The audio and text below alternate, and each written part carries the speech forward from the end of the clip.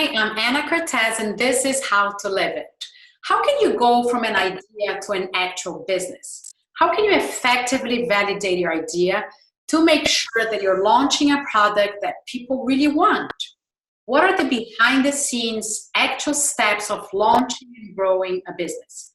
On this episode of How to Live It, you're going to get the roadmap with the critical decisions on the successful story behind Goodpods.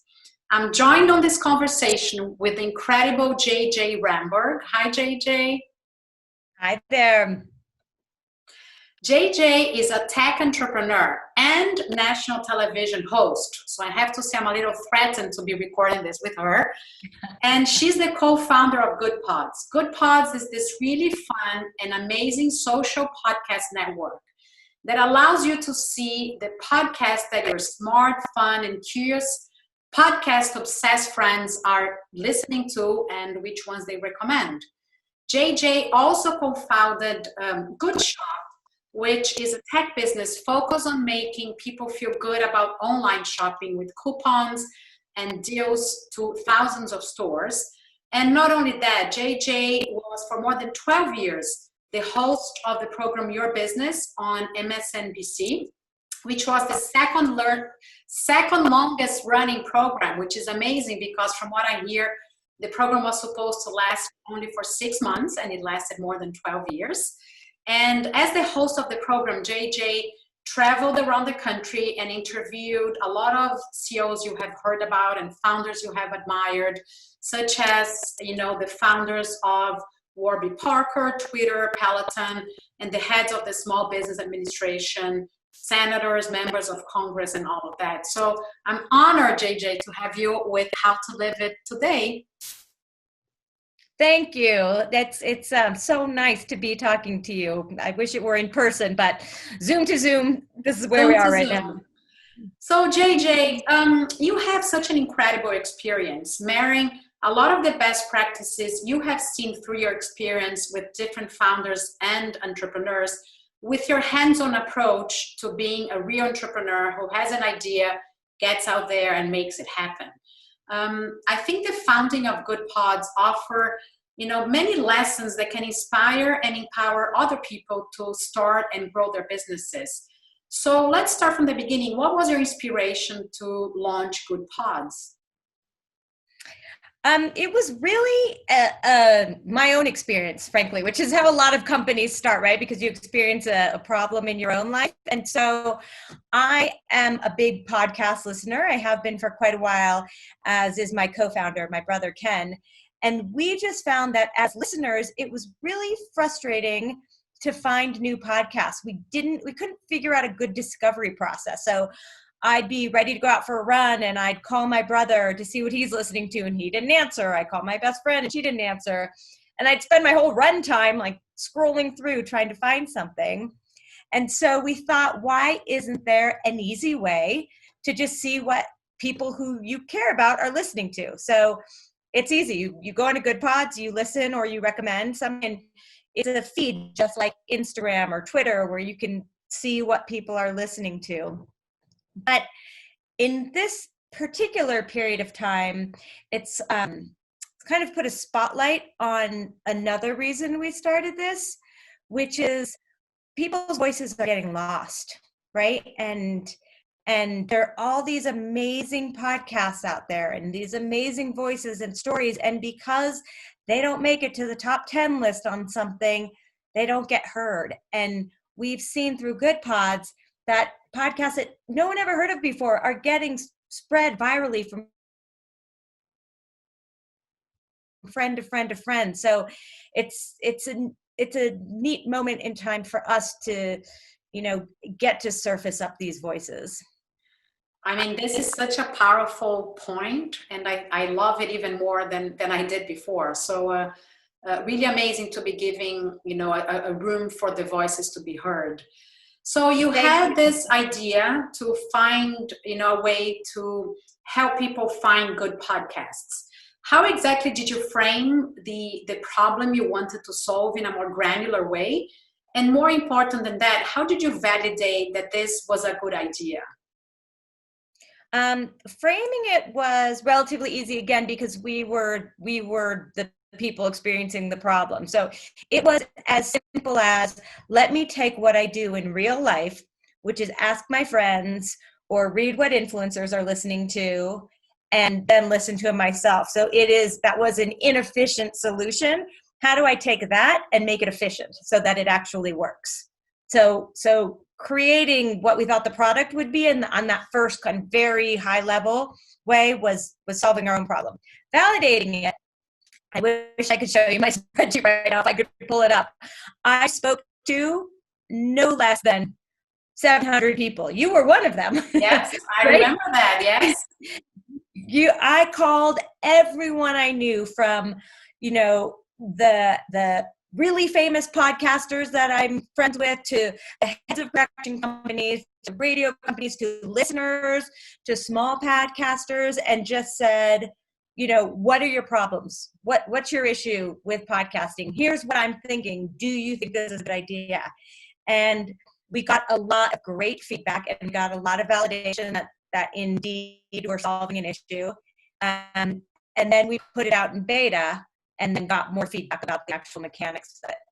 That's amazing. I think that's one of the points I'm trying to demystify in entrepreneurship, which is we can often leverage existing technology or existing relationships, as you did, to test an idea before we make any investments, and before we tend to believe that our ideas are the best ideas in the world. But once we interface with other people and really express the problem we're trying to solve, we can learn so much and really create something that really caters to what people really need. So I think this is such a powerful example. I love it.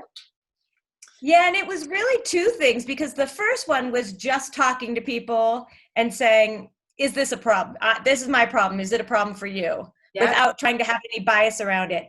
Then secondly, showing them kind of on paper, here's a drawing of what I'm thinking. Does this solve it for you? And then third, where the rubber really hits the road, is when you have a product and say, okay, use it. Yeah. Right. And that's when you're really testing, because then, people aren't just going to be nice to you and say they like it. You can see, are they actually using it or not? Yeah. And if so, what do they like, or what don't they like? So let's get a little bit of the behind the scenes. So you spoke to everyone and you made a decision to launch, the app. What did you do in the first week, the first month, the first 6 months after you had, let's say, validated the idea you wanted to move forward with? After it was built, do you mean? Yeah. Once you decide, okay, I'm launching this, what are the steps you took to make it happen? Got it. Okay. So, once we decided to move forward with it, we got a team to build it, and we built it, and then we kept talking to people. I mean, the feedback loop, the circular feedback loop went on the whole time, and that's frankly what I really enjoy doing. Right, I'm not a designer. I don't have the best eye. Right, we have other people on our team who are good at that, but actually, that was a big part of it, is make sure that we have people on our team who fill in all the gaps. So it's like, I'm not a great designer. We have someone who really understands user experience and really and user interface and design. Obviously, I'm not an engineer, so get someone who's a great engineer. And so and then we got some good advisors too to help us with things who don't want it day to day, but are just to answer questions and help us with things. So beyond then just building the app, that's what we had to do. Got it. Okay. So in terms of business planning is something that is a very, hard, I guess, point to tackle, because on one hand, I have honestly never seen a successful business that followed, the original business plan, ipsis literis. And, we do need to make some assumptions on the business model and how, we think our businesses will make money. But having a detailed business plan also scares off a lot of people who have incredible ideas, because they think they need to have everything sorted out. And the truth is, you don't have everything sorted out when you start a business. So I'm curious to hear, what was your approach to, to developing a business plan? We had an idea of where we wanted the company to go. right? What we want it to be and where we want it to go. And, but you just have to be flexible. I don't think you can just go willy-nilly and just start something. I think you do have to think through, how am I going to build this? How am I going to market it? Is there an actual audience for this? I don't think it needs to be like a, book a long business plan, but I definitely think you have to think through all of those things. And it's easier sometimes when you write it out, because then you have something to react to. Yeah. But then, that business plan gets put somewhere, and to your point, it never ends up to be the same thing. You have to be flexible. You can't to the letter of the business plan. Yeah. Are there any lessons in terms of legal and accounting that you think, any good decisions you made or any bad decisions you made that you think could be valuable to other people? Yeah, make sure you have a good accountant and a good lawyer.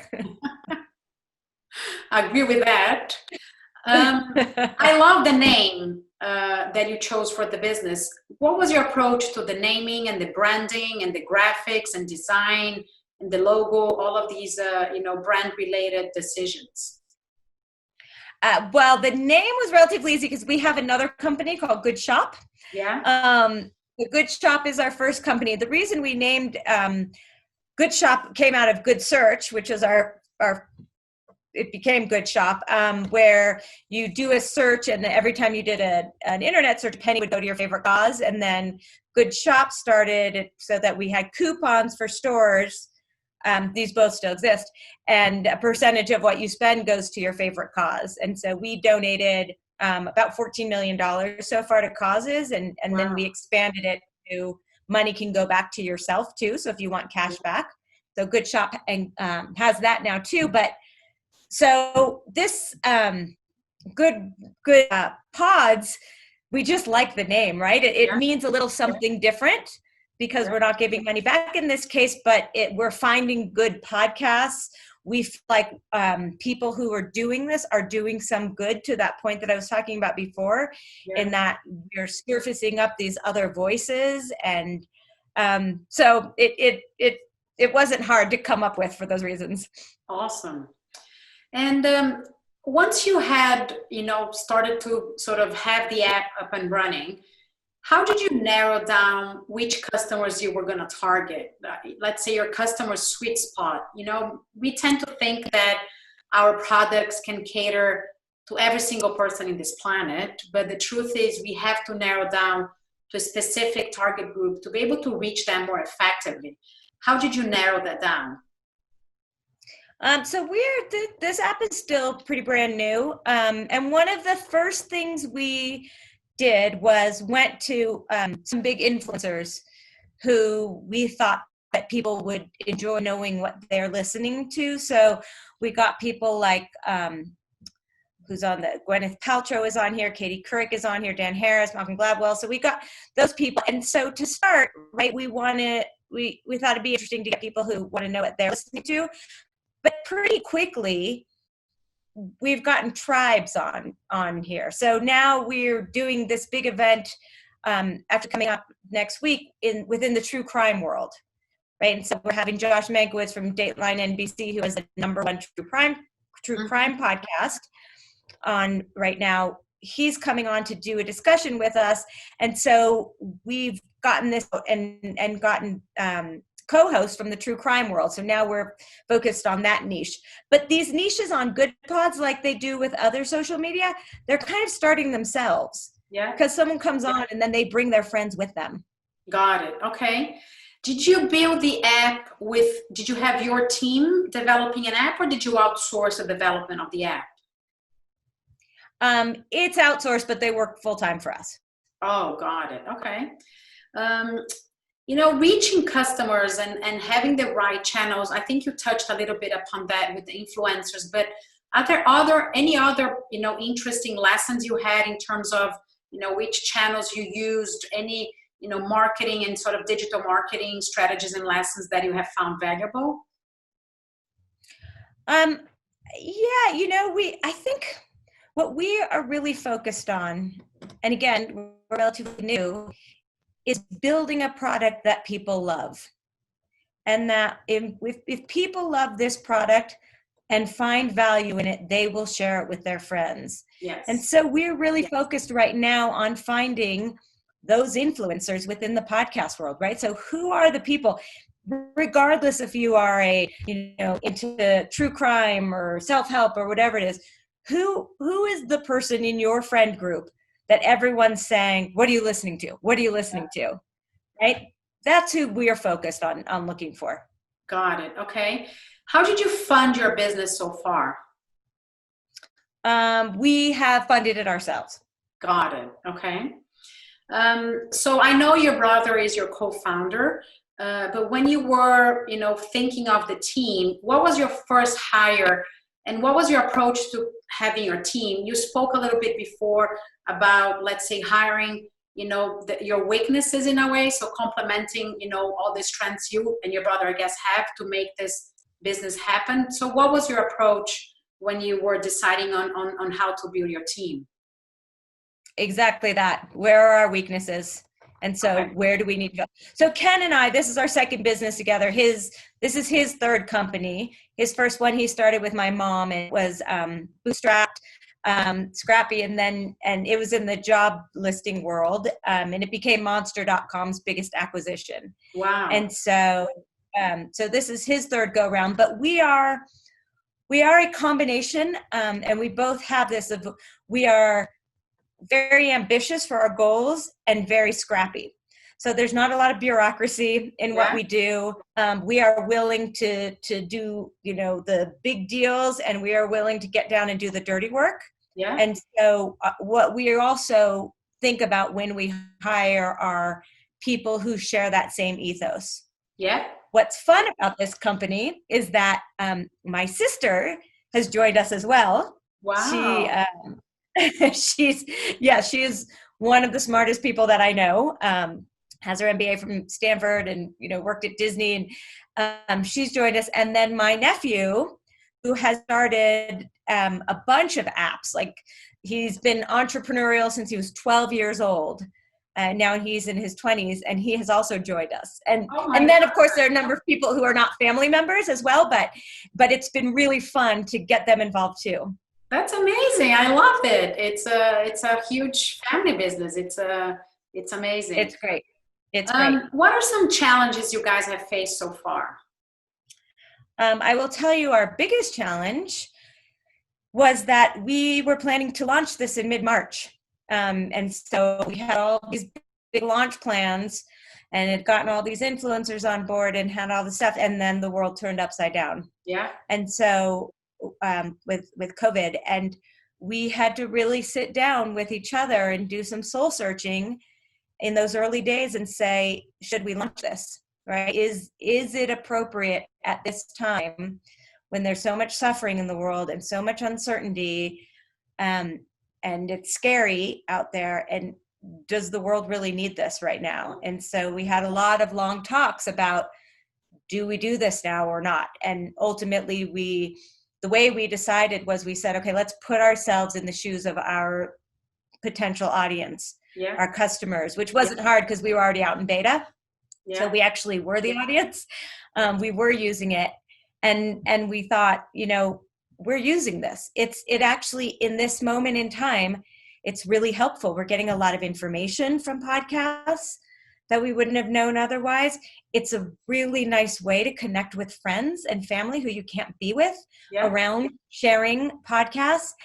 And even with my kids, so I have a 10, 11, and 12-year-old, I saw one of them listen to a memory podcast by Charles Duhigg. Yeah. And then the other one son listened, then the other son saw it and then listened to it. And then we talked about it at dinner.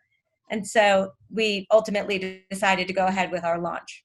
And I mean, listen, I think it goes back to the point you said in the beginning. You're giving space to voices being heard. And I think that's a very authentic and very noble cause. And I think the more you can help spread, the voices that are helping people, through these times, I think the better. So I think that's amazing. So JJ, if you could leave, people with one piece of advice for someone who is contemplating starting their business, either because they have an idea they've always dreamed about, or there's this problem that is driving them crazy, or they're in a job they don't love anymore, what's one piece of advice you would leave them with? I think you have to believe in what you're doing, and you have to know that sometimes it's going to be hard, and know that whatever idea you have now may change as you start building your business, and you have to be open to that change. You have to be open to the feedback you get from people to think, oh, maybe I need to do this differently. Yeah, thank you. Okay, I was here with JJ Ramberg. She is the co-founder of Goodpods, and she was sharing the tips and the behind the scenes, the steps on this incredible trajectory to start and grow this incredible app. So I hope you enjoyed it, and thank you, JJ. Now I hope you all get out there and live it.